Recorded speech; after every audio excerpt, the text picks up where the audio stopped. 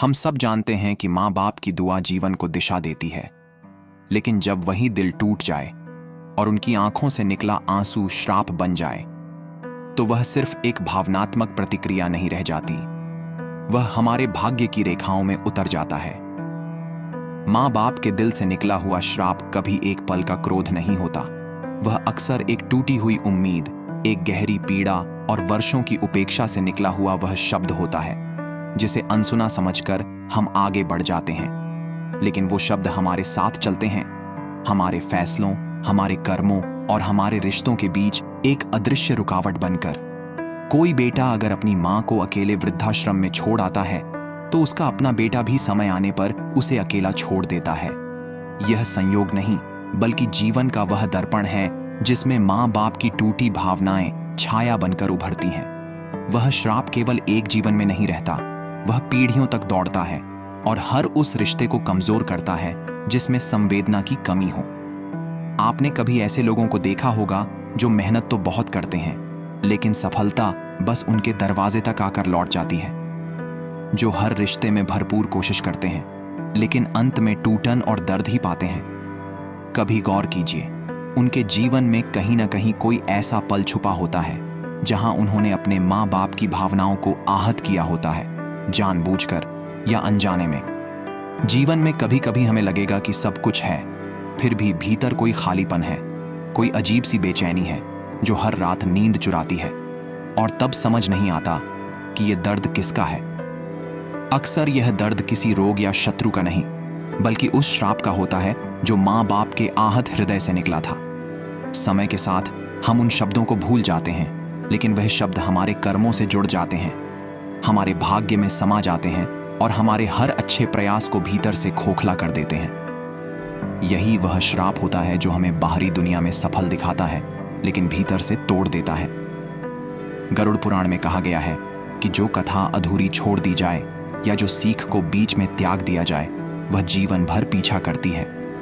तो दोस्तों, आप इस चैनल पे नए हैं तो चैनल को सब्सक्राइब जरूर करें।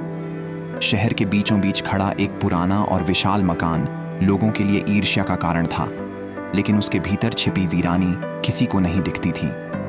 ये घर सावित्री देवी का था, एक उम्रदराज, कठोर हृदय वाली महिला जिनके पास जीवन में किसी भी चीज की कमी नहीं थी। दौलत, मान सम्मान, नौकर चाकर, सब कुछ भगवान ने उन्हें भरपूर दिया था, मगर उनकी आंखों में हमेशा कोई असंतोष की लकीर तैरती रहती थी। उनके शब्द अक्सर तलवार जैसे होते, कटु और निष्ठुर। पड़ोसी, नौकर चाकर, यहां तक कि उनका अपना बेटा भी उनके स्वभाव से घबराता था।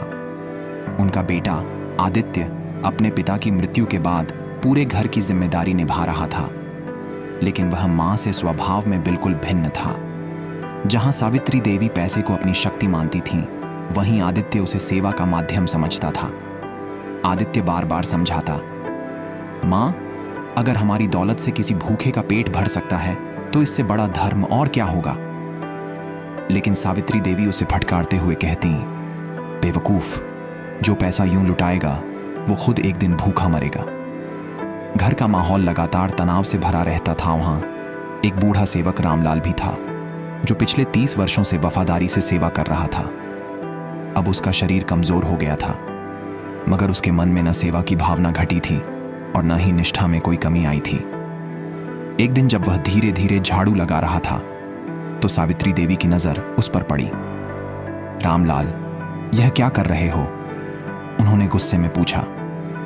मालकिन, फर्श साफ कर रहा हूं।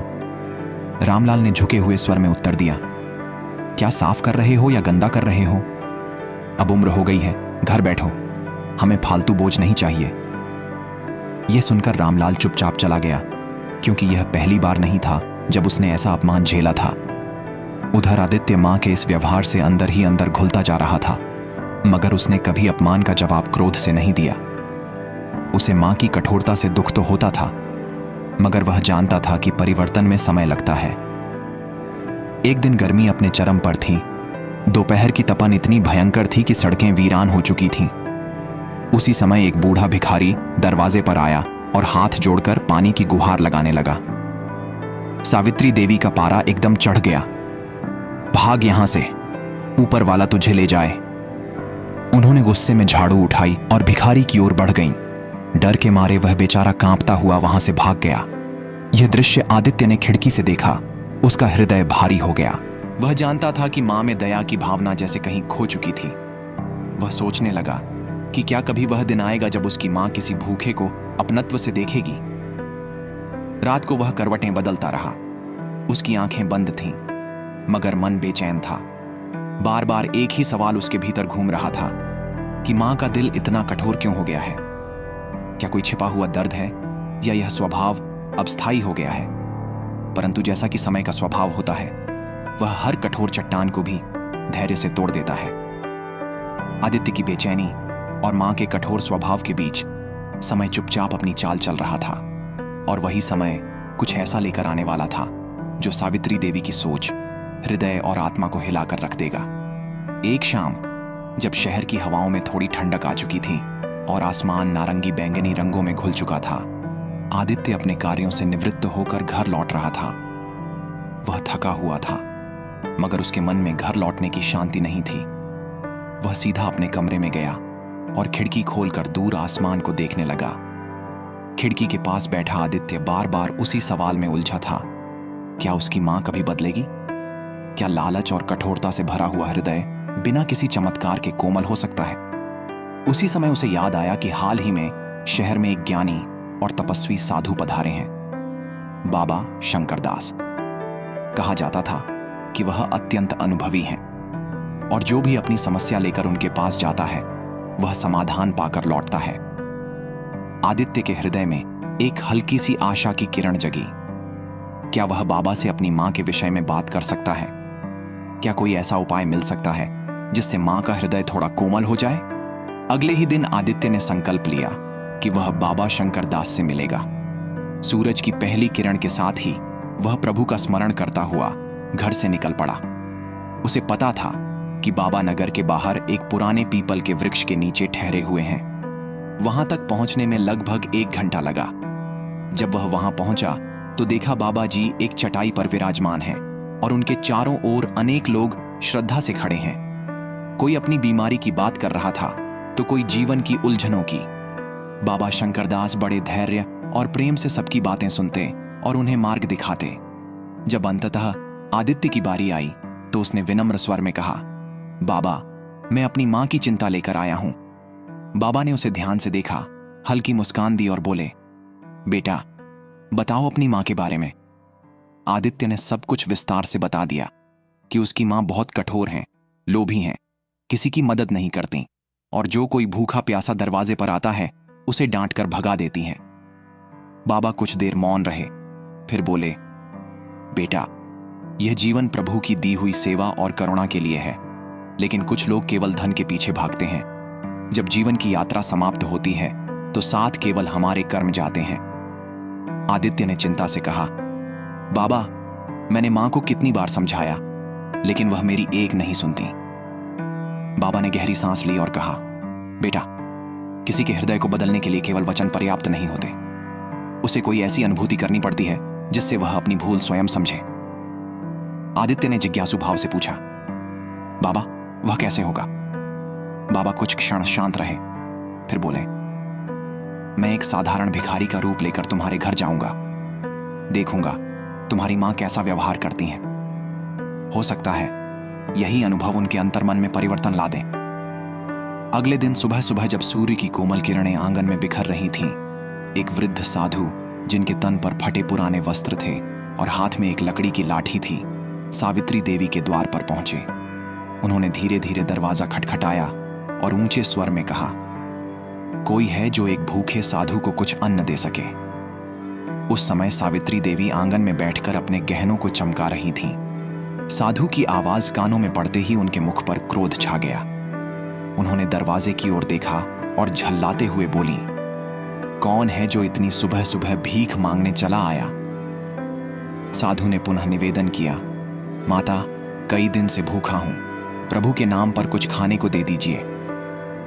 सावित्री देवी का क्रोध और बढ़ गया। उन्होंने दरवाजा खोलते ही साधु पर बरसते हुए कहा, हटो यहां से। मैंने कोई लंगर नहीं खोल रखा है कि हर कोई मेरे दरवाजे पर आकर हाथ फैलाए। साधु, जो कि बाबा शंकर दास ही थे, शांत और गंभीर स्वर में बोले, माता, आपके पास सब कुछ है, फिर भी आपका हृदय इतना कठोर क्यों है? सावित्री देवी ने व्यंग्य करते हुए हंसकर कहा, मेरे धन के पीछे मेरी मेहनत है, मैं इसे यूं ही किसी पर नहीं लुटा सकती।